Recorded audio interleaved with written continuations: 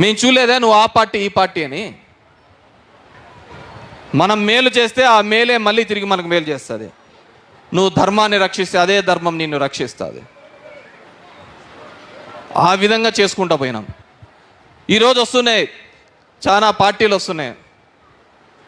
గెలిచిన 20 రోజులకే సూర్య వెళ్ళిపా, ఓడిన 20 రోజులకే రాప్తా నుంచి శ్రీరామ్ వచ్చా, తర్వాత జనసేన వచ్చా, ఇప్పుడు ఇంకో కొత్త అతను వచ్చా. ఎంతమందితో ఏగేది?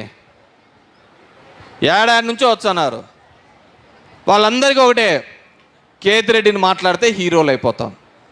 అరే మీరు అర్థం చేసుకోవాల్సింది, కేతిరెడ్డిని మాట్లాడితే కాదురా మీరు హీరోలేది, కేతిరెడ్డి లాగా జనాల దగ్గరికి వెళ్తే మీరు హీరోలు అవుతున్నారనే విషయం మీరు మర్చిపోయినారు. కేతిరెడ్డి లాగా జనం దగ్గరికి పోతే మీరు హీరోలు అవుతారు. వాడు అంటాడు, నిన్నంటాడు, నీకు సరైన మొగుని కేతిరెడ్డికి తీసుకొని వచ్చినామని చెప్పేసి. వాడు సరైన మొగుడైతే ఇన్నాళ్ళు మీరంతా నాకు రంకు మోగులారా? మీరంతా నాకు అర్థం కాలే.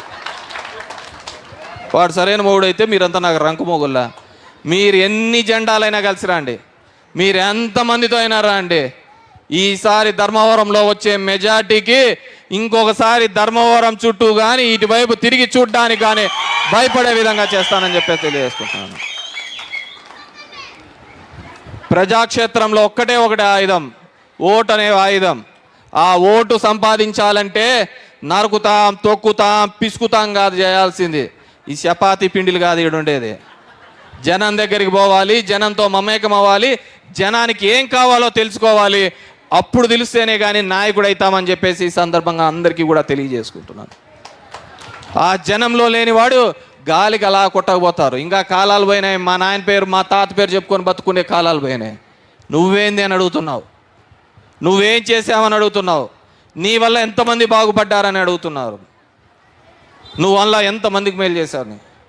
నా గుడ్ మార్నింగ్ పొద్దున్నే 6:30కు నేను మొదలుపెట్టే రోజు అనుకుంటాను, ఏ ఒక్క 10-15 మందికో ప్రభుత్వం నుంచి అంతే సంక్షేమ కార్యక్రమాల వల్ల వాళ్ళకి ఎటువంటి ఇబ్బంది జరగకుండా మేలు చేస్తే అదే నాకు ఆత్మతృప్తి అని.